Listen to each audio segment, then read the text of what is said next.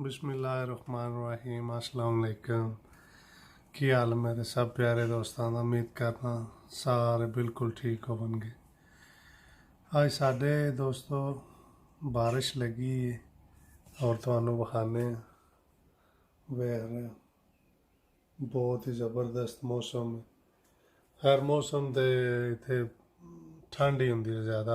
असी तो जब धुप चढ़ी होंगी तो आखीदा कि अज बहुत ही ज़बरदस्त, क्योंकि ज़्यादा तो ज़्यादा टैंपरेचर 3 थे जाता है। वह भी कोई पता नहीं कि पता थोड़ी देर तक फिर बदल पाना हो।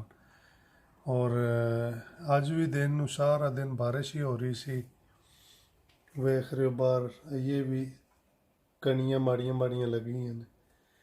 तो मज़ीद थानू मैं बाहरों भी थोड़ा जहा व्यू दिखा देना। चलो चलने जनाब बाहर ज़रा। जी दोस्तों, मैं बाहर आ गया और वेख रहे हो हर तरफ पानी पानी।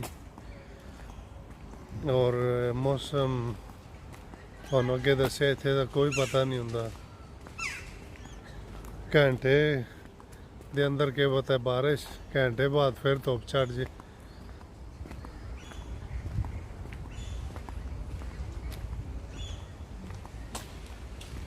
वेख रहे हो तुम, बहुत ही प्यारा है। कहा एक दो दिन धुप चढ़ी है तो सड़ गया, फिर हूँ हरा भरा हो रहा। तो हो सकता है एक दो दिन तक बिल्कुल हरा हो सारा मसला।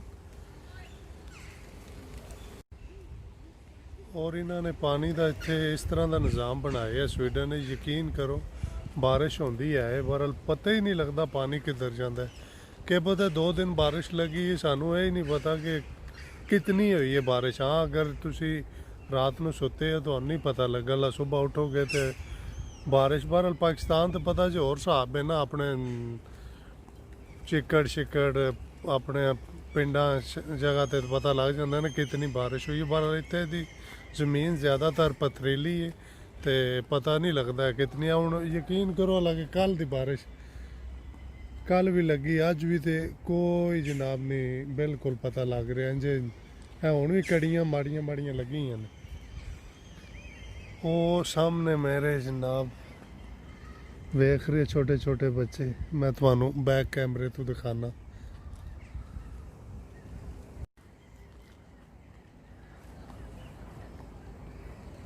तीन बच्चे ने बहुत ही प्यारे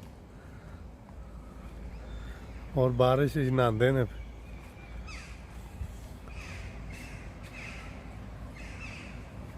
और वो सामने जनाब मेरा घर है।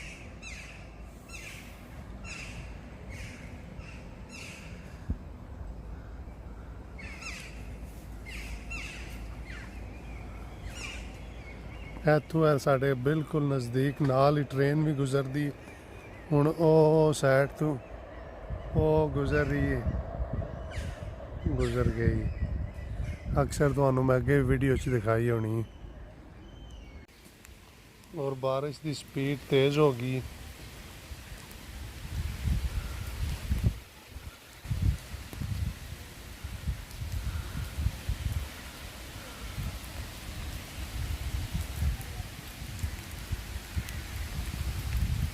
और मैं ज़्यादातर अपने ज़रा देसी लिबास ही रहना। हाँ, अगर किधरे काम शाम पर जाना है ना तो फिर मनो ज़ाहिर मजबूरी है, इतने माहौल हिसाब न मैं पाना पैंदा। वरना मैनू यकीन करो जो अपना पाकिस्तान वाला लिबास है बहुत ही ज़्यादा पसंद है। और मैं अक्सर यही पा के जनाब जिवें काम तो आना मस्ट मैं पाना। हाँ, किधरे अगर किसी दोस्त में जाना है कि ज़रूरी काम किधरे बाहर शहर हल, फिर ज़रा माहौल के मुताबिक पाने पैंदे। और इतने स्वीडन एक और मज़े की गल है, यकीन करो ये लोग थानू कदे नहीं आखन लगे कि तुसी के पाए है, केड़े कपड़े पाए ने, क्यों पाए ने। ये बहुत अच्छे बंदे ने। हालांकि असी यूनान से जिस टाइम तो उन्होंने बड़ा होंदा सी, सानू बड़ी और तरह वेखते सी कि यार वेखो कित्थों आ गए ने, कि बड़ियां मसला गलत नज़र आना। लो जी दोस्तों, छोटा जहा मेरा वीडियो सी और बारिश फिर शुरू हो गई है। थानू शायद आवाज़ आ रही होनी है थोड़ी थोड़ी। तो इंशाल्लाह जनाब नेक्स्ट वीडियो नाल फिर हाजिर होवांगे। ਤੇ ਓਕੇ ਅੱਲਾ ਸੋਨੇ ਦੇ ਵਾਲੇ।